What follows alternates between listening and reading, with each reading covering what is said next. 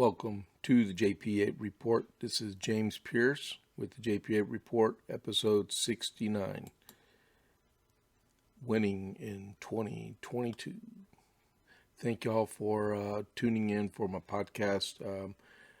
Please don't forget to, if you have not already subscribed to the podcast, in the upper right-hand corner of Rumble, there's a subscribe button. Go ahead and subscribe, please, and you'll get notifications of when I do my podcast and when it monetizes also. Okay, and then don't forget I do publish on Podbean and YouTube for right now, except for on my lives I do, which I will be live this coming Saturday. I will be I only do that on Rumble itself, and that's usually at 10 o'clock in the morning. All right, and I'm going to call someone today and talk to them about doing a quick interview on Saturday. So hopefully that works out. But thank y'all for tuning in. So a couple of nights ago, I was just relaxing and I just checked my email and the news headlines, and the president at a holiday party. I guess Democrats don't believe in Christmas parties, but at a holiday party, he was speaking to everybody who was there, and for the DNC, the Democrat, because there's nothing democratic about Democrats.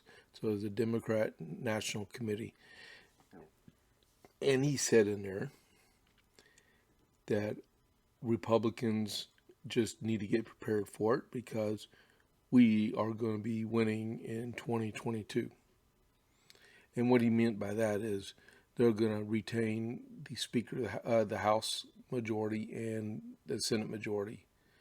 I don't know what he's on, but there's a myriad of factors out there to show that the Democrats have lost it, and they're going to lose the House, and there's a good chance they're going to lose seats in the Senate, even though they're defending a lot less seats than the Republicans are. But that's their fault. I mean, just look at it, okay? His Fcc nominee, which is an anti-free speech nominee, what is her name? I'll tell you real quick what her name is. Look at my past. That's why you take notes, right? I should have already had this. Let's see. FCC's name is Gigi Sohn, okay? And she looks like she's not going to be confirmed, but she's totally against free speech. Why would an anti-free speech person be in charge of all the communications for the frequencies and stuff and content across the United States? And then his comptroller of the currency, Miss I'm a Communist, Saul Omovara, she stepped down from her nomination. It's either her nomination was pulled by the White House or she decided it wasn't worth the fight. Regardless, them two are on their way out. But wait, there's more. Okay, let me go back to I didn't flip my notes back to my current episode, right? So there's this other guy that came out yesterday. He's running to be the district court judge. That means appointed for life. Okay? Because judges on the federal side are appointed for life, not elected. Okay? They're just like the Supreme Court, but a lot lower, two levels down. His name is Dale Ho. Okay? So he is being nominated, and they found tweets and videos of him coming out against the Constitution of the United States, something you swear to, okay? He said that the Senate and the Electoral College are anti-democratic, and they need to be changed and done away with. Why would we even tolerate talk of someone that wants to be in the judiciary to say something like that and then represent us and be the blind justice of law. Because they say justice is blind, right? Why? Those are three examples of how the craziness that's coming out of the White House. Why would we even fathom the thought of expanding the majorities at all? We should throw them all out with the bathwater. That's a no-nonsense thing. So Dale Ho, hopefully, he goes with Santa on Christmas and ho, ho, ho, I'm out of here. Hopefully. You never know. And I bet if someone brings up the peppermint patty at a White House press briefing, and she'll probably like spin it away. It's like it's no big deal. He's going to be a court judge instead of a politician. He'll find a way. Okay. You look at you got that going against them. You have, oh my goodness, I forgot to put my phone on vibrate. Sorry about that, guys. I thought I did. Give me a second here. Okay, now nobody can interrupt me. Where was I? Oh yeah. So the CPI a couple weeks ago came in at 6.8% inflation rate. It keeps going up every single month. The inflation rate goes up. 2 days ago, it was reported that the wholesale inflation rate, that's like guys like me, because I'm in the construction world, right? The cost of goods before they become services, the cost of goods I have to purchase to put in a customer's home was up 9.8% year over end. How do you keep up with that? And it all goes back to policies and procedures that Biden has in place since January. This was not like this last year, and we were in the middle of a pandemic. Coming out of it, we had 15% GDP raise, and man, everything is catching up. All of a sudden, everything gets more expensive because you have people in the Biden administration telling people, don't go to work unless you get paid $15, $16, $17, $18 an hour. I saw in the paper this morning, Hobby Lobby is going to pay the people starting $18.50 an hour in Killeen. What does that do to the mom and pop place right next door to them? See, in Killeen, where Hobby Lobby is, you have In-N-Out Burger, you have T-Mobile, you have a place where the mayor has his realty place. You have Hobby Lobby, you have Pep Boys and Tractor Supply, McAllister's and Mas Vitas. If any of them are paying less than $18 an hour, they may be losing employees because Hobby Lobby is not open on Sunday, so you're guaranteed to have half the weekend off. And then everything's good union jobs. You just discriminated against half the country. At least when a pro right is it right to work at a state like Texas, I mean we will hire anyone. It could be union or non-union. You don't force your government requirements into the employer, to the subcontractor, because that's their business. It's not your business. And the fact is, if you hire someone with pro-union wages, you're going to be paying upwards of $40 to $50 an hour in pay. Yeah, that's inflation. You go to the grocery store. I saw prime rib. Okay, prime rib. I didn't buy it for $84. I saw beef tenderloin, $120. And we're supposed to believe that the Biden team is helping us out? Who are they helping out? By driving even the middle class into poverty, and we have no choice but to accept government assistance because we can't afford to live? There are some people out there that can't even buy Christmas presents because Gas is more expensive. Food's more expensive. The doctor's more expensive. Everything's more expensive. And they don't have the money to buy Christmas presents for their kids or take trips or stuff like that. I understand if someone's deep in debt and stuff and they have to watch their money to pay off their bills and stuff. But everything keeps going up in price. And we tolerate this junk. We shouldn't tolerate it. So we look at the FCC, the comptroller, that district judge, and no telling how many other people have floated through the system because Moscow Mitch doesn't want to do his thing and make them vet every single judicial nominee. You know, the caveat to that, when President Trump was in office, they stonewalled every single nominee was coming through. Well, why aren't we doing the same thing? Reciprocate in kind. Because all's fair in love and war. Well, I tell you what, I'd love to be in the shoes of the speaker when he gets elected in next November, 11 more months, because I guarantee you, they censored these Republicans, removed them from seats.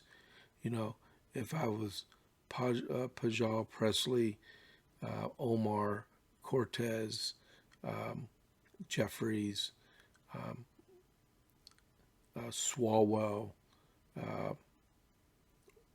Adam Schiff, all those people, they're going to be sitting around twiddling their thumbs because I guarantee none of them would be on a committee at all for the way they've disrespected our country and hemmed us up for the last several years. There's going to be a price to pay. They might as well not even run for office for re-election because they're done. They're toast. They're burnt toast. To add to the fact with all that going on, we're going to win in 2022. Redistricting. We're going to gain seats, even though some Democrat states districted out a few Republicans, which is what we would do in Republican-led states. It comes and goes, ebbs and flows. I don't care what they say in the press with the Democrats and the Democrat-friendly media, the mainstream media. That stuff happens all the time. But the flood that's going to hit the U.S. Capitol in November is going to be unbelievable. We're going to go from 212 Republicans to almost 300 Republicans. We will. And you say, James, how do you know that? Well, if you look in, the filing season is pretty much over for everybody, especially here in Texas. The filing period for public office ended on Monday night. Okay? There are many U.S. Congress seats that doesn't even have a Democrat challenger to a Republican in it. If they're so intent to keep in the majority, why are they not challenging even Republicans? Because I looked at three of them in particular: August Flieger, Roger Williams, and John Carter. Okay, well, John Carter has two primary opponents. That's all. Okay, one of them is a pretty good guy, but there's no Democrat challenge. So whoever wins the primary on March 1st is going to be the congressman come January next year. Roger Williams, U.S. Congressional District number 25, didn't draw a primary challenger, and he didn't draw a Democrat challenger. Congressional seat 25. August Flieger, U.S. Air Force veteran. No challenger, and no general election challenger, no primary opponent, or Shelby Slauson. She was dreaded. People hated her because of her heartbeat bill, which I think is a really good bill. Didn't draw a primary opponent, and She didn't draw a Democratic challenger. Same thing with Hugh Shine. Now, Brad Buckley, he got Jonathan Hilder. He already said like months ago he was going to run. Matter of fact, he was going to. This is a fly-by-night guy. He was going to challenge John Carter. Then he changed his mind and went ahead and filed against Brad Buckley. Went from the U.S. side to the state side. I don't know, but the way if you look all the way around, even with redistricting, nobody even bothered to file against Republicans. Well, not nobody, but several people didn't. And while we're talking about that, I mean, I know there's some Don Huffine supporters out there, but, usually when you smell a rat, there's a rat around somewhere, okay? On the final day of, I think it was the final day or the day before the final day, a guy from Springtown, Texas, which is just west of Fort Worth, right? Named Ricky Perry, filed for the primary for governor.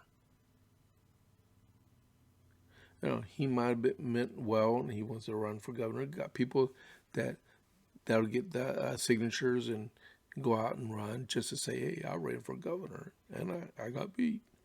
Well, you know who Rick Perry is, right? Rick Perry is the longest serving governor in the state of Texas.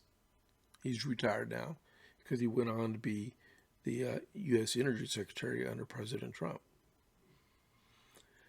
But this guy, Rick Perry, or Ricky Perry, and he chose to be listed on the ballot as Rick Perry, filed against Greg Abbott and Don Huffine and Alan West, and there's a couple other people in there.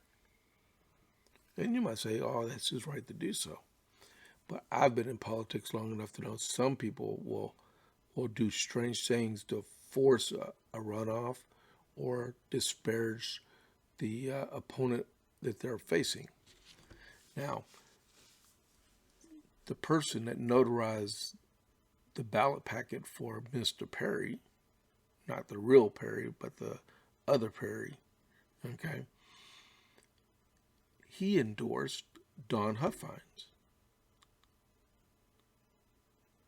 So if you want to try to piece it together, and Don Huffine, you drive up and down I-35, you're going to see, I think he bought every single billboard known to man along I-35. Now he's got commercials that need to be taken down because they're not true. But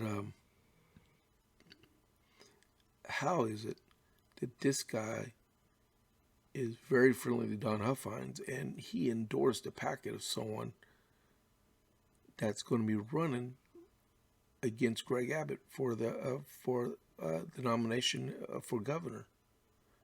And so if you look in there, and they don't put pictures of people on the ballots, but you go in there and vote, and you see Abbott, West, Perry, Huffine, like, oh my goodness, it's Rick Perry.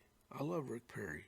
I'm voting for Rick Perry, but it's not the right Rick Perry. It's the other Rick Perry. You know what? That person was going to vote for Abbott and said, oh, I'm going to vote for Perry because I wish he was back.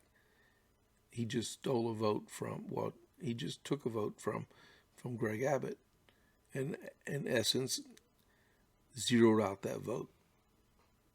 And all the people that are still voting for Huffines is still voting for Huffines. And all the people voting for West are still voting for West. Dirty politics. And like I said, when you think you smelled a rat, there's a rat somewhere. Okay.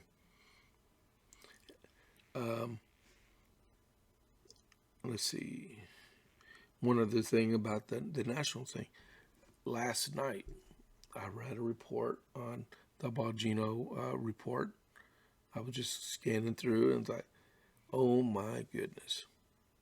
Rumor mill spinning that Hillary Clinton's thinking about running for president again and replacing Joe Biden in 2024 ballot. And like they said, she'll only be 74 years old. Can you imagine Hillary Clinton running for president again and maybe against President Trump? Joe Biden was like, hey, I'm the president, I'm going to run. And there ended up being a heated primary battle between the president and Clinton, and then Clinton running against President Trump and getting beat again. You can't make this stuff up. Unbelievable. The only way you can keep this scenario from happening, Americans out there, who are ever watching my podcast, is go out and vote. You know, President Biden said we're going to win in 2022. Let's make it where he doesn't win in 2022. Because 2022 is for me and you, the Republicans, that we can win this fight and put a death knell on the liberal agenda facing our country. You know, I mean, I like Joe Manchin and Kristen Sinema because they're Democrats. I mean, I don't like them as people, because especially Kristen Sinema, she's a veteran, but they're Democrats. But they've stood on their principles against destroying the essence of the Senate and the filibuster and deficit busting budgets. And Joe Biden just lost his cool with someone from the Huffington Post the other day, and Kristen Sinema said, quit talking to me about, I'm not changing my mind on the filibuster. So all these news agencies trying to get a headline, they keep going to her, hopefully changing her mind. She's not changing her mind, people. The filibuster was conscripted to allow the minority to have some type of right in the Senate, because the Senate was constructed to be a slower moving body of lawmakers than the House of Representatives. And now another congressperson is floating the idea of trying to add 150 seats to the House of Representatives in the mindset of trying to add a majority of Democrats to the House population. And we understand more congressmen equals fewer people they have to represent, so they can get more personalized. But if you add 150 seats to the House, you've got to look at salary for each congressman. So that'd be 150 times, we'll say 200,000, but close to 250,000 because they get an expense account. So 150, you're talking about at least $40 million right there. Then you got to worry about their staff and all the offices and their travel. That stuff adds up. That adds up. And we're so deep down in debt right now. Man, surprised we even pay the president. Man, it just keeps adding up. I mean, it never stops. It never stops. I wonder how many people are out there, I hate President Trump, and they voted for President Biden because they hated President Trump. Now they're wishing President Trump was back. I can see that. Man, the dog days of almost winter. What's the day? Today's 16th. We got 5 days till winter, 9 days till Christmas. I hope y'all are ready for Christmas. We got to go pick up our daughter tomorrow from her college she goes to. She goes to Dallas Baptist University. So I have to shout out for them. It's a good school. Man, I tell you. So, well, the only way we're going to get through this is to fight for it. Okay, get out there, get those votes in there. Keep talking. I'm about to start and this is another thing. If you don't like what's going on in your counties, and your county chairs aren't performing the way they need to be performing with looking for new candidates for precinct chairs and county chairs and good candidates for offices. Here in Texas, the county chair for the party runs the primary and he oversees the executive committee, and he promotes the Republican Party. All right? effective Monday night, our Republican chair resigned. He resigned, convened an emergency meeting of the executive committee, and didn't give anyone a chance to speak out. Rule 14 says that in the Republican Party rules that we have. If you're a Republican candidate, you have the right to speak. But he resigned his seat, turned it over to his vice chair. And Tony Spence is a good guy. I like him. But, he immediately resigned. And Tony Spence was was appointed by the executive committee. And now I think that's got to go through Matt Rinaldi anyway. And as soon as he was appointed as the temporary interim, whatever you want to call it, Mr. Barcroft handed him his packet so he could run for county judge here in Coryell County against Roger Miller, Joey Faggi, and Celia Sellers, thinking he has a chance to become our county judge.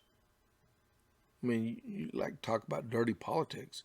Who saw that coming? He told a few people he was thinking about doing that, and then he did it.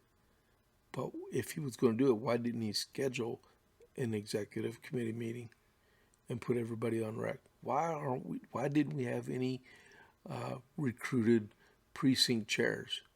Now we got, I think, 4 precincts in our general vicinity here with no chairman.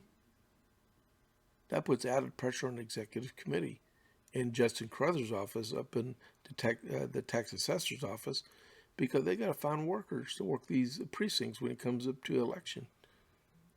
The base fundamental of the Republican Party is the precinct chairs. To get out there and get people involved in the process. And when we don't have them around, people get placed and people don't vote, then we start losing statewide elections. Well, I'm going to get involved. I don't have the graph up here, but I'm going to start up. I'm going to start with a Facebook page, and then we're going to expand into doing like a once a month meeting. And we're going to get involved in local politics here. We're not going to raise money. We're just going to be an informal conservative club. It's going to be called the Coppers Cove Conservative Club, 4C. Okay? And we're going to make a difference. We're going to take back our city. We're going to take it back. We're going to take our county back. If you're a fake Republican, get out of the way. There's no room for fake Republicans. We can do this. We got to keep up the fight. We got to keep Republicans in power here. We barely had a majority. We haven't even had a majority for 20 years. The Democrats had it for 120. In our U.S. Congress, we've had it pretty much for 28 years, off and on, 4 years here and 4 years there. We switched out with the Democrats. Before 1994, you go all the way back, I believe, to 1952, before we had, maybe even before that, I think it was in the 20s before we had a majority in the Congress. We have to stop fighting each other and be united and defeat the Democrats. We need some change in our country. We need to stop thinking like Democrats, start thinking like Republicans. Low government, low taxes, freedom. That's what is in there. Stop restricting people left and right all over the place like the Democrats like to do. They like to cement people into poverty so they can implement their anti-freedom and free choice stuff that's around our country and get you committed to accepting poverty and COBRA and Lone Star and all this other junk that we really don't need. We need a chance. And get your foot off our neck and let us do what we need to do as Americans. Stop taking our rights from us. All of our Bill of Rights are our Bill of Rights. Freedom of speech, freedom of religion, freedom, the right to keep and bear arms, troop quarter in which we don't have to worry about search and seizure, right to remain silent. I mean, you just keep going. Speedy trials, states' rights, the equality clause, and just keep. We have so much to be proud of, but we have to protect those rights, or they will strip them away from us all. Okay. Well, we're past the 30-minute mark. I'm gonna sign off and just remind y'all, don't forget about my Rumble Live on Saturday morning at about 10 o'clock, okay? So thank y'all very much for tuning in for the episode 69, winning in 2022. This is James Pierce with the, one final thing I forgot. Now, the president's so popular that they're going to win in 2022. He was at some event yesterday, and I forget where it was.